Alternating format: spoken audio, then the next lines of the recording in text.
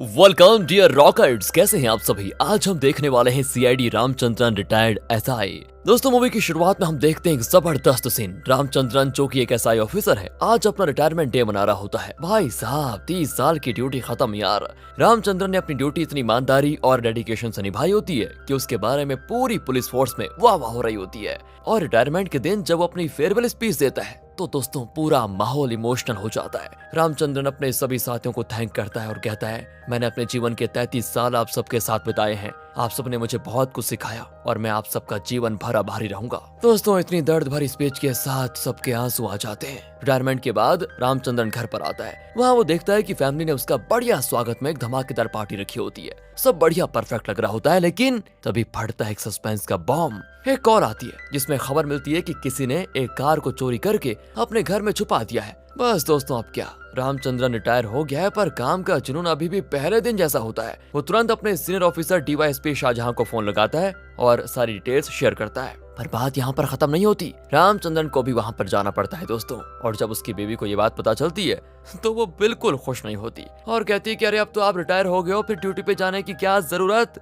बीवी का ये सवाल दोस्तों रामचंद्रन के मन में तूफान लेकर आ जाता है। और बस यहीं से शुरू होती है असली कहानी, ड्यूटी, फैमिली और एक रिटायर्ड ऑफिसर की एक्शन फील्ड जिंदगी। लेकिन यहाँ पर रामचंद्रन अपनी वाइफ से मुस्कुराते हुए कहता है कि अभी 12 नहीं बजे हैं, इसका मतलब अभी भी मैं अपनी ड्यूटी कर सकता हूँ, समझ गई। मेरे पास अभी भी वक्त है अपना कर्तव्य निभाने का। ये कहकर वो अपनी यूनिफॉर्म पहनकर सीधा वहाँ से निकल पड़ता है अपने मिशन पर। अब दोस्तों, रामचंद्रन और डीवाईएसपी शाहजहां कुछ ऑफिसर्स के साथ उस चोर के घर की तलाशी लेने पहुंच जाते हैं। घर के अंदर दोस्तों सभी औरतें घबरा जाती है। उन्हें देख रही होती है कि क्या हो गया। वो कहती है कि यहाँ पर कोई नहीं है, सिर्फ हम औरतें ही रहती है, तो कार चोरी कौन करेगा। लेकिन दोस्तों, ऑफिसर लोग इनकी बातें सुनते ही कहाँ हैं, सीधा पूरे घर की तलाशी लेना शुरू कर देते हैं। लेकिन अफसोस, तलाशी के बाद भी उन्हें वहाँ पर कोई नहीं मिलता।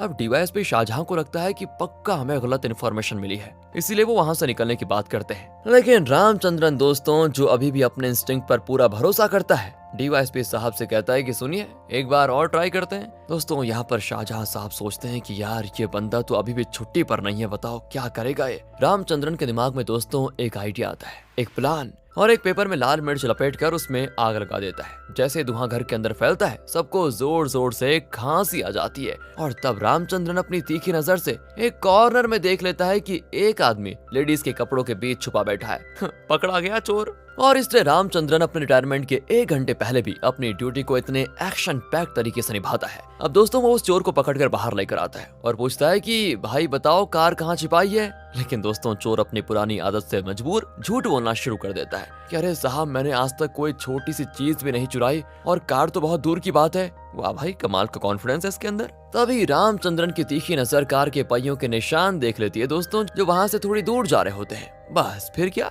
रामचंद्रन को तुरंत समझ में आ जाता है कि कार इसी चालू चोर ने चुराई है। बिना टाइम वेस्ट किए रामचंद्रन उस निशान का पीछा करता है और पता चल जाता है कि कार तो एक छोटे से रूम में छुपाई गई है। उस चोर ने तो कार को ढेर सारी लकड़ियों के नीचे ढक कर रखा होता है। चोर सोच में तो चालू है, पर रामचंद्रन के आगे नहीं टिक पाया दोस्तों। और अब रामचंद्रन डीवाईएसपी शाहजहां को बुलाता है और उसको चोर की चालाकियों के बारे में बताता है। दोनों मिलकर उस चोर को अरेस्ट कर लेते हैं। इस तरह दोस्तों हमें रामचंद्रन की शार्प माइंड का पता चलता है। उसके कॉलिग्स तो उसका मजाक उड़ाते हुए उसे सीआईडी ऑफिसर कहते हैं, क्योंकि वो हर केस को एकदम सीआईडी स्टाइल में सॉल्व करता है दोस्तों।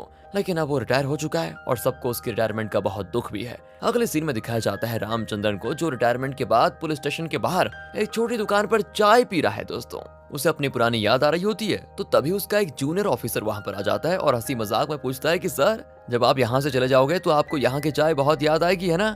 रामचंद्रन दोस्तों थोड़ा इमोशनल हो जाता है, उसकी आंखों में पुरानी यादें लौट आती है और वो कहता है कि मैं कुछ भी बोल सकता हूँ, पर यहाँ की चाय कभी नहीं। रोज शाम को जब ड्यूटी से घर जाता था, ये चाय तो थी जो मेरी पूरी थकान को दूर करती थी। तो अब तुम्हें बताओ, मैं इस चाय को कैसे भूल सकता हूँ। इस सीन से पता चलता है दोस्तों, रामचंद्रन के लिए ड्यूटी और चाय दोनों कितने स्पेशल है। एक तो लाइफ का पैशन है और दूसरा दिन की सबसे जरूरी रिफ्रेशमेंट चाय।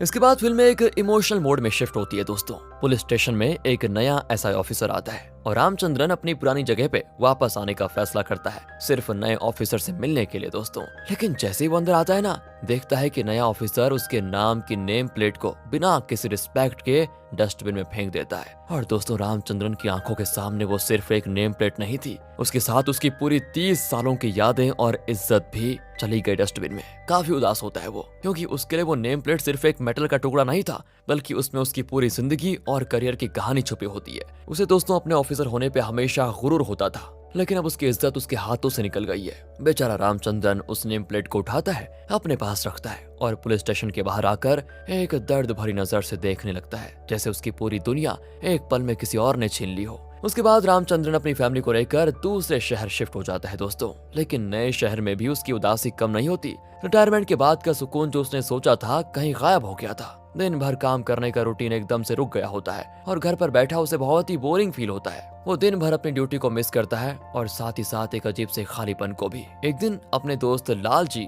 जो कि एक एडवोकेट है, उससे मिलने जाता है। लाल जी उसकी हालत देखकर पूछता है कि यार तू इतना उदास क्यों रहता है? अब तो तुझे अपनी फैमिली के साथ खुशी खुशी रहना चाहिए, ना कि देवदास बन के घूमना फिरना चाहिए। तब दोस्तों रामचंद्रन अपने दिल की बात कहता है कि यार जब से रिटायरमेंट हुआ हूं ना, सब कुछ बड़ा बोरिंग सा हो गया है। मतलब एकदम से रूटीन बदल गया है और घर में बैठना मुझे बिल्कुल अच्छा नहीं लगता। अब लालजी उसकी बात सुनकर उसको एक अच्छी सलाह देता है कि सुन, अगर तू रिटायरमेंट के बाद इतना दुखी है तो तू एक प्राइवेट डिटेक्टिव एजेंसी क्यों नहीं खोल लेता? तेरे पास एक्सपीरियंस की कमी तो है नहीं और तुझे वैसे भी एक्शन और थ्रिल की आदत तो है। इससे तेरा मन भी लगेगा और तू अपने स्किल्स को अच्छे से यूज कर पाएगा। लालजी की ये बात रामचंद्रन के दिल को छू जाती है दोस्तों। उसके चेहरे पर पहली बार रिटायरमेंट के बाद हल्की सी मुस्कान आई है, जैसे कि उसने अपने जीवन का एक नया रास्ता देख लिया हो। अब ये देखना बाकी है कि रामचंद्रन अपने नए मिशन के लिए कैसे तैयार होता है। बस दोस्तों, ये बात सुनते ही रामचंद्रन सोच में पड़ जाता है और थोड़ा डाउटफुल टोन में पूछता है, क्या ये सच में पॉसिबल है? एडवोकेट लाल जी अपनी यूजुअल कॉन्फिडेंट आवाज में कहता है कि अरे बिल्कुल पॉसिबल है। तुम्हें पता है ना, हमारे देश में एक महिला है जिनका नाम रजनी पंडित है। वो भी पुलिस के लिए गुप्त रूप से काम करती है और तुम्हारे लिए काम और भी आसान होगा, क्योंकि दुनिया को पता है कि तुम रिटायर हो चुके हो। तुम पर कोई शक भी नहीं करेगा कि तुम अभी पुलिस के लिए काम कर रहे हो। लाल जी की बात दोस्तों रामचंद्रन के दिमाग में एकदम फिट बैठ जाती है। उसके दिमाग में प्लान बनने शुरू हो जाते हैं और लाल जी के शब्द को सुनते ही उसके चेहरे पर छुपी हुई मुस्कान बाहर आ जाती है। लाल जी कहता है कि और तुमसे बेहतर कोई नहीं जो किसी भी मुलजिम के दिमाग में घुसकर सच का पता लगा पाए। अब ये सुनकर तो रामचंद्रन के अंदर एक नई एनर्जी आ जाती है, जैसे उसको अपने करियर का एक नया और एक्साइटिंग चैप्टर मिल गया हो। अगले दिन रामचंद्रन अपने नए प्लान को अपनी वाइफ के सामने रखता है, लेकिन जैसा एक्सपेक्टेड था उसकी वाइफ को यह काम बिल्कुल पसंद नहीं आता। उसके चेहरे पर चिंता का असर दिख जाता है। दोस्तों, इतना खतरनाक काम? अरे तुम रिटायर हो चुके हो, अब तो फैमिली के साथ आराम से बैठे रहो। रामचंद्रन को पता था दोस्तों कि यह काम इतना आसान नहीं होगा, लेकिन थोड़ी देर समझाने के बाद जैसे तैसे वो अपनी वाइफ को मना ही लेता है। और जब रामचंद्रन अपनी वाइफ को कन्विंस कर लेता है तो उसका चेहरा फिर से खुशी से चमकने लग जाता है, जैसे वो अपने पुराने अवतार में वापस आ गया हो। एक बार फिर से उसको अपनी जिंदगी में एक्शन और थ्रिल मिलने वाला है दोस्तों। इसके बाद वो अपनी बेटी को शॉपिंग करवाने लेकर जाता है। वहाँ पर हमें उसकी और उसकी बेटी के बीच एक प्यारा और स्पेशल बॉन्ड दिखाया जाता है। दोनों मजे कर रहे होते हैं और हंस भी रहे होते हैं। और दोस्तों रामचंद्रन के चेहरे पर एक अलग ही खुशी होती है। वो दिखा देती है कि चाहे ड्यूटी हो या पर्सनल लाइफ, उसका प्यार और कमिटमेंट हर जगह एक जैसा है। और यहाँ पर दोस्तों ये मोमेंट एक ब्यूटीफुल बैलेंस दिखाता है। एक तरफ रामचंद्रन अपनी पुरानी एक्शन भरी लाइफ में वापस आने की तैयारी कर रहा है और दूसरी ओर वो अपनी फैमिली के साथ भी प्यार और खुशी से वक्त बिता रहा है। पर दोस्तों इस मोमेंट पर कहानी एक अनएक्सपेक्टेड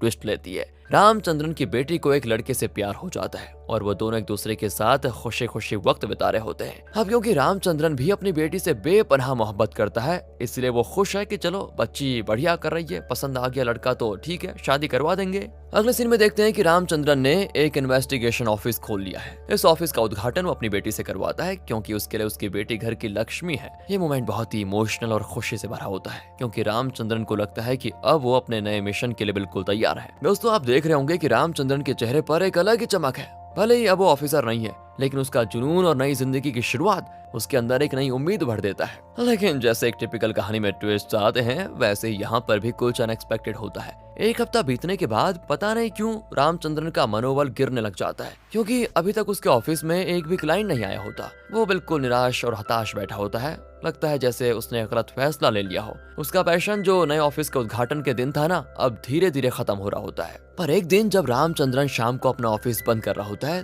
तब उसका दोस्त एडवोकेट लाल जी वहाँ पर आता है। लाल उसे अपनी गाड़ी में बैठने को कहता है, लेकिन रामचंद्रन इतना हताश होता है कि मना कर देता है। लाल जी को भी समझ आ जाता है कि कुछ तो गड़बड़ है। उसके अंदर का दोस्त जाग जाता है दोस्तों, और वो रामचंद्रन को जबरदस्ती अपनी गाड़ी में बिठा देता है। सीट बेल्ट बंधवाता है, जैसे उससे कह रहा हो टेंशन मत ले, अब तू सेफ है मेरे हाथों में। फिर दोस्तों लाल जी रामचंद्रन को एक बार में लेकर जाता है जहाँ वो थोड़ा रिलैक्स कर पाए। वहाँ जाके लाल उससे पूछता है कि यार क्या हुआ, इतना उदास क्यों है? तो रामचंद्रन अपने दिल की बात बोल देता है कि यार मुझे लगता है मैंने इन्वेस्टिगेशन ऑफिस खोल के गलत फैसला ले लिया। 1 हफ्ता बीत गया, बता एक चिड़िया भी मेरे पास नहीं आई। लाल जी भी अपने कूल अंदाज में उसको समझाता है कि अरे मेरे दोस्त, कोई भी काम शुरू किया है तो जरूरी नहीं कि तुरंत आसमान छू ले। सक्सेस का फ्रूट थोड़ा लेट मिलता है, लेकिन मिलता जरूर है। और जब वो दोनों बात कर रहे होते हैं तभी एक अजीब सा आदमी उनके पास आता है। उसके हाथ में एक ड्रिंक होती है और वो पानी मांगता है ड्रिंक में मिलाने के लिए। फिर वो रामचंद्रन और लाल को एक कार्ड देता है दोस्तों, जिसमें उसका मोबाइल नंबर लिखा होता है। आदमी हंसते हुए कहता है कि अगर कभी किसी चीज की जरूरत हो तो मुझे बेझिझक कॉल कर देना, शायद मैं आपके किसी काम आ जाऊं। पता नहीं दोस्तों, इस आदमी को देखकर रामचंद्रन और लाल जी थोड़ा क्यूरियस नजर आते हैं कि आखिर ये आदमी है कौन और इस तरह की बातें क्यों कर रहा है। इसके बाद रामचंद्रन उस कार्ड को उठाकर थोड़ी देर तक देखता है और फिर उसे फेंक देता है। तभी दोस्तों एकदम से एडवोकेट लाल जी कहता है कि तुमने उर्मिला हत्याकांड के बारे में सुना है क्या? अरे इस मामले में पुलिस ने किसी आदमी को पकड़ लिया है, वो भी बिना सबूत के। पता नहीं क्या होगा उसका। इतना सुनते ही रामचंद्रन थोड़ा सीआईडी मोड में आ जाता है और फिर सस्पेंसफुल टोन में कहता है कि लेकिन सवाल यह है कि अगर उर्मिला को उसने नहीं मारा तो किसने मारा? लाल जी भी कैजुअली कहता है कि पुलिस अभी भी इन्वेस्टिगेशन कर रही है, लेकिन अभी तक उनको कुछ पता नहीं चला। वो लोग तो इस केस को बहुत हल्के में ले रहे हैं, जैसे कि इन्वेस्टिगेशन सिर्फ चाय और समोसे के लिए हो रही हो। बताओ दोस्तों, यहाँ से रामचंद्रन के मन में एक नई उम्मीद आ जाती है कि अरे शायद मैं इस केस में पुलिस की मदद कर सकता हूँ, और वैसे भी इससे मेरी इन्वेस्टिगेशन ऑफिस को एक नया केस भी मिल जाएगा। उसके दिमाग की घंटी बजती है और दोस्तों इसी दौरान एडवोकेट लाल जी मुस्कुराते हुए कहता है कि चिंता मत करो, सब ठीक हो जाएगा, और अपने आप घर चले जाते हैं। अगले सीन में हमें दिखाया जाता है कि रामचंद्रन अपने घर में उर्मिला हत्याकांड केस की किताबें पलट रहा होता है। तभी अचानक बिजली की कड़कड़ाहट के साथ जोर की बारिश शुरू होती है, जैसे मौसम फुल ड्रामेटिक मोड में आ गया है दोस्तों। पर क्या है ना, लाइट भी चली गई है। दोस्तों ये रामचंद्रन थोड़ा बड़ा लग रहा है बोलने में, तो मैं अब से रामचंद्रन को राम बोलूंगा, ओके? तो राम अपनी बेटी को आवाज लगाता है, बेटा एक कैंडल लेकर आ जाओ। थोड़ी देर में बेटी कैंडल लेकर आ जाती है और अपने पापा के पास बैठती है। बड़े प्यार से कहती है, पापा आप दुनिया के बेस्ट पापा हो। राम को एकदम से डाउट होता है, उसका डिटेक्टिव इंस्टिंक्ट जागता है।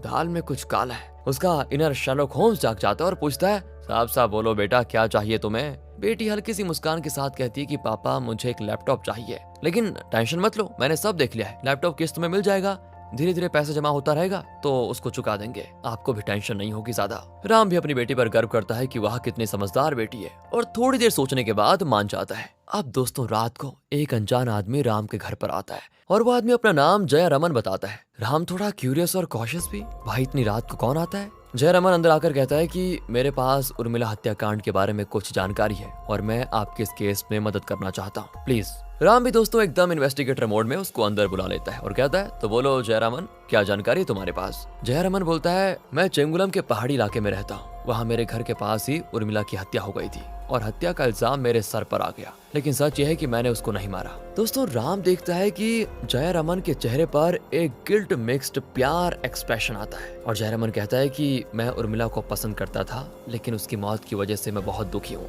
अच्छा तो ये बात है, अब सच सच बताओ कि आखिर क्या कहानी है पूरी। जयरामन भी हल्की हिचकिचाहट के साथ कहानी बताता है, जिससे हमें पता चलता है कि उर्मिला एक मनी लेंडर थी जो लोगों को पैसे उधार दिया करती थी। बेचारी का पति एक बदनाम शराबी था जो उसको छोड़ के कहीं और भाग गया था, और सबसे इम्पोर्टेंट बात, उसकी बेटी भी एक ड्राइवर के साथ भाग गई थी और बेचारी उर्मिला अकेले रह जाती है। दोस्तों ये सुनकर राम का दिमाग फुल स्पीड पे दौड़ पड़ता है, जैसे कोई डिटेक्टिव मूवी के क्लाइमेक्स में हीरो का दिमाग दौड़ता है, बिल्कुल उसी तरह। कुछ तो गड़बड़ है। जयरामन अपनी कहानी को और घुमाता है दोस्तों और कहता है कि जिस दिन उर्मिला के साथ हादसा हुआ उसी दिन मेरी बीवी से झगड़ा हो गया, क्योंकि मेरी बीवी को पता चल गया था कि मैं उर्मिला के पीछे पड़ा हुआ हूँ। तो गुस्से में मैं अपने दोस्तों के पास चला गया। वहाँ मुझे खबर मिली कि मेरी बीवी ने उर्मिला के घर जाकर तमाशा कर दिया और इस बात से उर्मिला मुझसे बड़ी नाराज हो गई।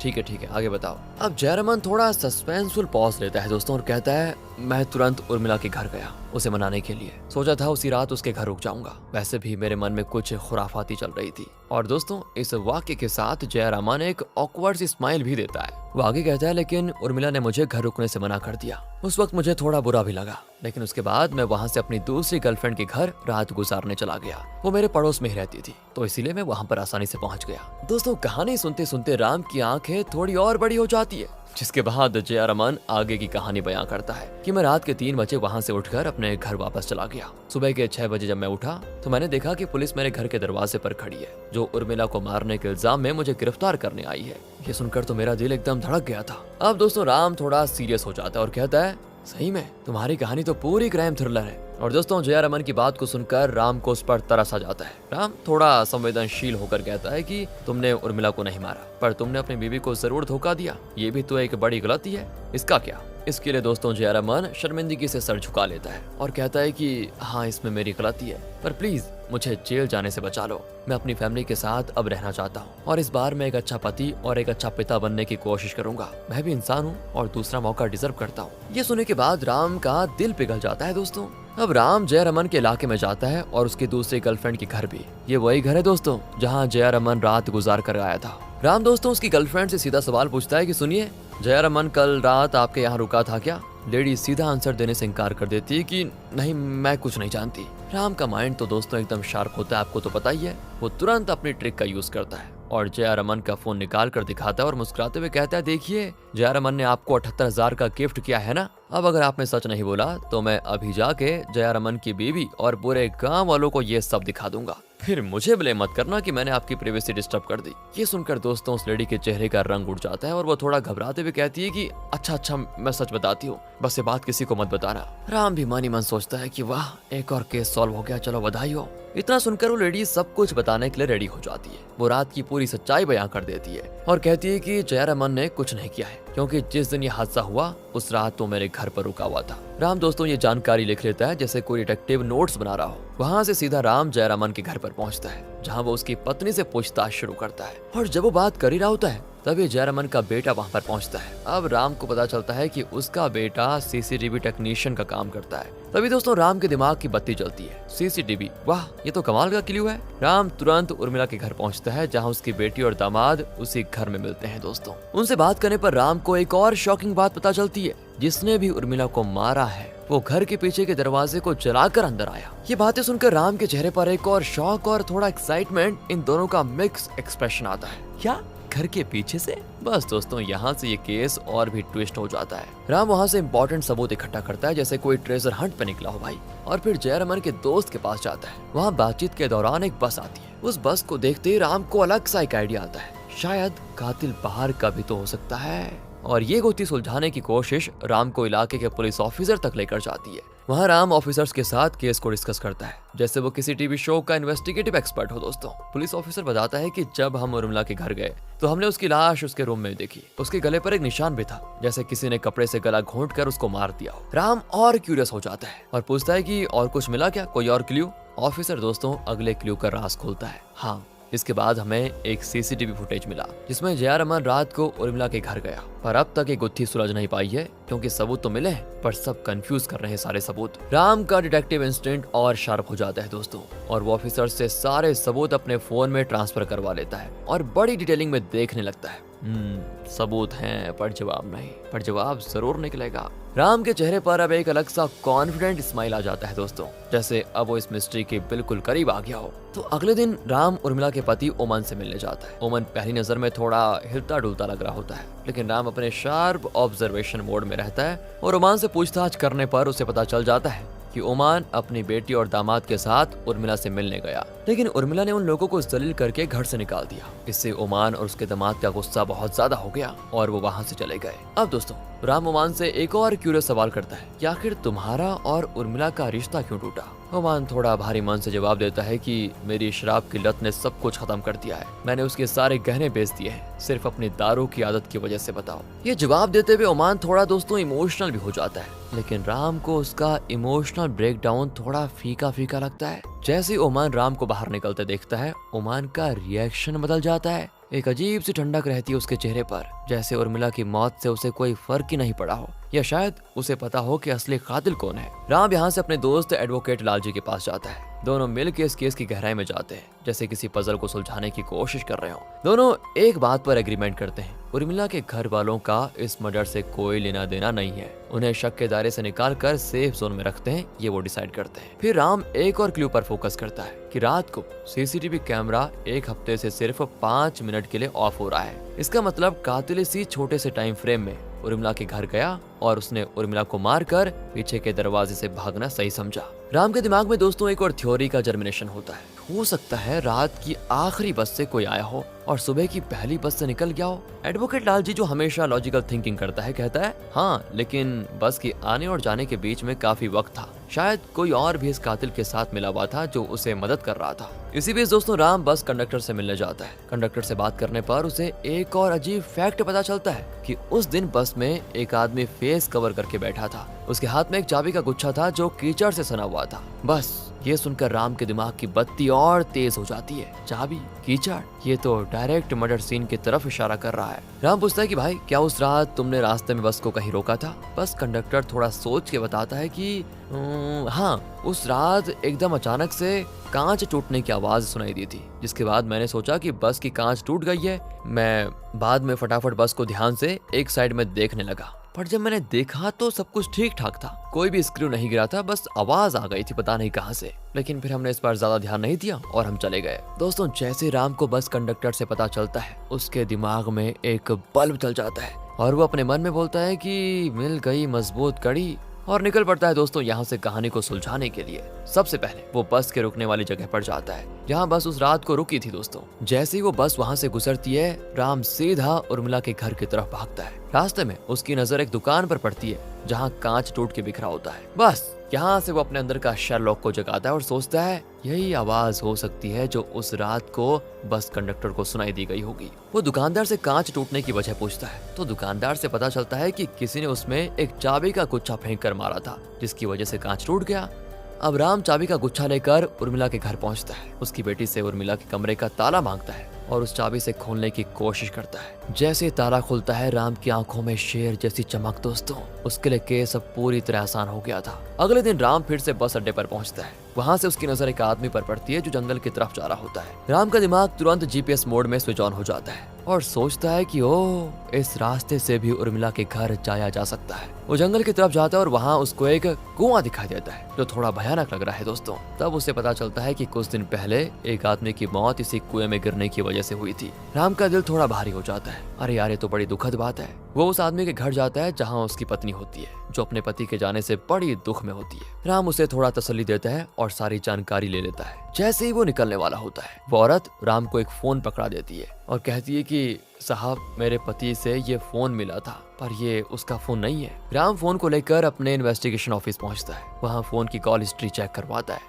जैसे रिपोर्ट आती है, उसका दिमाग एक और बार फिर लाइटिंग मोड में आ जाता है, क्योंकि इस फोन पे पिछले 7 महीने से सिर्फ एक ही नंबर से कॉल आई थी। राम दोस्तों सभी कड़ियों को जोड़ता है और उसे सारा सीन समझ में आ जाता है। अब उसका दिमाग एकदम ही लाइट स्पीड में काम करता है। फिर वो तुरंत पुलिस को सारी जानकारी देकर उनको बताता है, दोस्तों भाई, पिछले 7 महीने से जिससे अपराधी फोन पे बात कर रहा था वो कोई और नहीं बल्कि खुद उर्मिला थी। ये सुनते ही पुलिस ऑफिसर्स के तो होश उड़ जाते हैं, जैसे उन्होंने क्रिकेट का मैच देख लिया हो। एक ऑफिसर तो ऑलमोस्ट अपनी टोपी गिरा देता है कि ये क्या, फिर से कहानी में नया ट्विस्ट। राम फिर उन्हें बताता है, मैंने अपराधी का लोकेशन ट्रेस कर लिया और मुझे आप लोगों की मदद चाहिए होगी। पुलिस वाले तालियां बजाते हैं और राम का साथ देने के लिए बिल्कुल तैयार हो जाते हैं। अगले सीन में हम देखते हैं कि राम सीधा अपराधी के घर पहुंच गया है और वहीं दोस्तों उसे समझ में आ जाता है कि ये तो वही आदमी है जिसने बार में अपना कार्ड दिया था। राम तुरंत पुलिस को फोन करता है और इस दौरान अपराधी, जिसका नाम रघु है दोस्तों, वो वापस घर आ जाता है। राम को देखते रघु वहाँ से तुरंत भागता है, पर पुलिस टाइम पर एंट्री मारकर उसे पकड़ लेती है।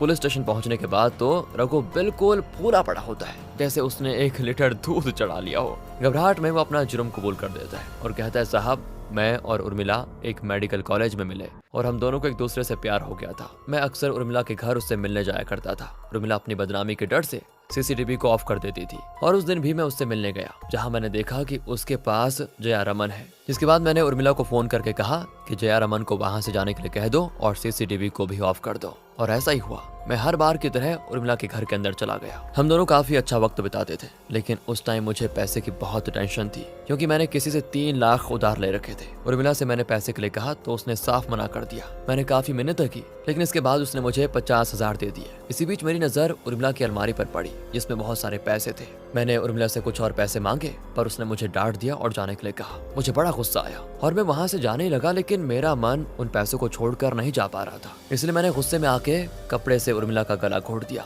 और तब तक नहीं छोड़ा जब तक उसकी मौत हो गई। दोस्तों, रघु के कन्फेशन का एक और शॉकिंग ट्विस्ट आता है जिसमें वो कहता है कि उस वक्त मैं बड़ी ही सफाई से अपना काम कर रहा था और मैं वहां से निकल भी गया, लेकिन रास्ते में मुझे याद आया कि अपना फोन तो मैं उर्मिला के घर पर ही छोड़ गया। इसके बाद मैं वापस गया और फोन लेकर दरवाजा जलाकर वहां से भाग गया। लेकिन जाते वक्त हुआ ये कि एक आदमी ने मुझे देख लिया तो मुझे उसको भी अपने रास्ते से हटाना पड़ा। उसके बाद मुझे जो पहली बस मिली उसमें बैठकर मैं वहां से चला गया। रघु के जुर्म कबूल करने के बाद पुलिस को दोस्तों बहुत गुस्सा आता है और वो उसकी खूब पिटाई करते हैं, जिसके बाद कोर्ट में उसे फांसी की सजा होती है। लेकिन कहानी में सबसे ज्यादा दुख होता है रघु की माँ को, क्योंकि अब उसका बेटा फांसी पर चढ़ने के लिए तैयार था। माँ की आंखों में आंसू होते हैं और उसका दर्द बस उसके चेहरे पे लिखा होता है दोस्तों। और इस तरह राम अपनी इन्वेस्टिगेशन में पूरी तरह कामयाब हो गया। पुलिस ऑफिसर्स उस पर बहुत प्राउड फील करते हैं। और दोस्तों, इसी के साथ ये कहानी यहाँ पर खत्म होती है। अगर आपको ये एक्सप्लेनेशन अच्छा लगा हो लाइक कीजिए, चैनल को सब्सक्राइब। मिलते हैं आपसे अगली वीडियो में। ध्यान रखिएगा अपना and finally thanks for watching.